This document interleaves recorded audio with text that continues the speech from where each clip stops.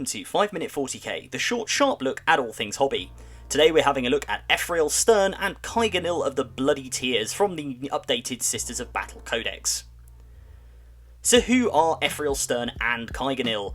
Well, they are the Demonifuge and the Pariah. Ephrael Stern was a former Seraphim of the Order of Our Martyred Lady who went through some interesting stuff with Chaos, and now essentially appears to be a complete bane to anything chaotic. Kyganil is a former Harlequin who's been outcast, hence being known as the Pariah, and the two go around the galaxy generally helping out the Sisters and other units, armies of the Imperium, and causing nightmares for Chaos and their cults and their demons. In the book, she's an HQ choice, or they're an HQ choice, and they are a unit consisting of Ephrael, the Special Battle Sister, and Kyganil, the Eldari Harlequin. In terms of keywords, they have Character, Adeptus Sororitas, Adeptus Ministorum, Infantry, Outcasts, and Agents of the Imperium on both models. They come in at 120 points, or 6 power level.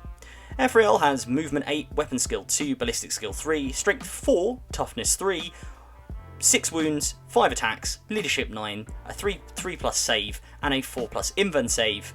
In terms of weapons, she carries a bolt pistol, 12-inch range, Strength 4, AP 0, 1 damage. And her sword Sanctity, which is Strength +2, so Strength 6, AP -3, and 2 damage. And each time an attack is made, you cannot take invuln saves against it, so really quite handy for getting through invuln saves on tough characters. Kyganil has Movement 8, Weapon Skill 2, Ballistic Skill 3, Strength and Toughness 3, 5 wounds, 4 attacks, Leadership 8, a 6-up save base, and a 4-up invuln save.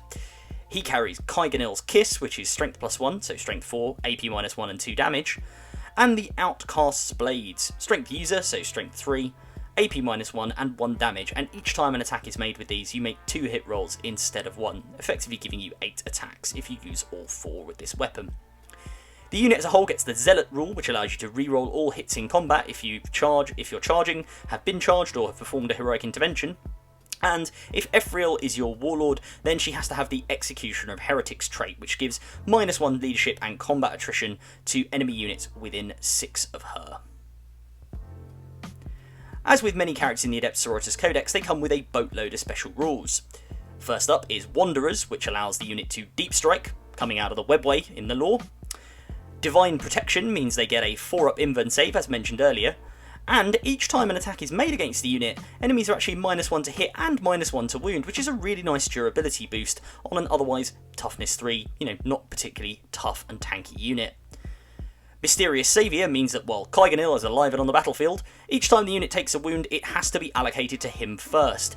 Each time Kyganil would lose a wound, he has a 5-up Feel No Pain roll, and obviously if Kyganil is destroyed, this is ignored for morale purposes, like many other double model units, and if Ephrael is destroyed, then Kyganil automatically also is destroyed.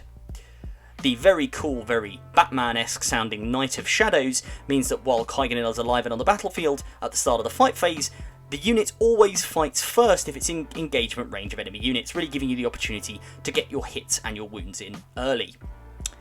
Demonifuge means that there is a 6-inch aura of -1 leadership for Chaos units, and each time a unit in the aura range fails a morale test, one model automatically flees.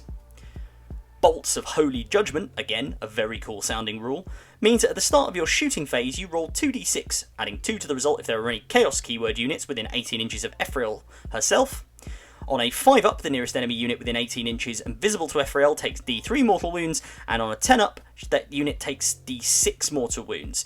It's really good, it's a smite that you can't deny, with bonuses against Chaos, which is really rather useful. Unexpected Allies means that the unit can only be included in an Adeptus Sororitas detachment or an Auxiliary Support detachment, and if in the latter, Ephrael cannot be selected as your warlord. So in terms of how to use Ephrael and Kyganil, well, overall, probably as a bit of a budget Celestine. They're reasonably quick and pretty fighty as Adeptus Sororitas characters go, and reasonably tanky. Their ability to hit first, they reroll natively, and they go through invuln saves, which is quite helpful. They do give away 6 victory points on Assassinate if your opponent takes that secondary, i.e. 3 for each of Ephrael and Kyganil, and they don't have any access to Acts of Fate, Sacred Rites, or the Shield of Fate rules native to many other units in the Sisters Codex.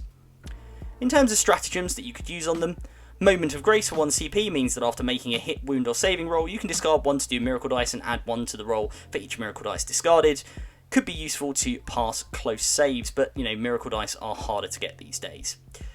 Martyred means that you can gain 1 miracle dice when an Adeptus Sororitas character unit is killed, and obviously if this is your warlord, you gain D3 plus 1 miracle dice, which is potentially a useful way to get a miracle dice if you lose Ephrael, because she is an Adeptus Sororitas character. In terms of Hymns of Battle, War Hymn for +1 attack is quite helpful on just to buff up her fighting ability, and the Verse of Holy Piety to select a sacred rite that isn't active for the army and give it to a core or character unit within 6 inches can be quite useful just to give her access to sacred rites. Thanks for watching. I hope you enjoyed this video. Don't forget to like and subscribe below, and comment to tell me what you'd like to see on future episodes of 5 Minute 40k.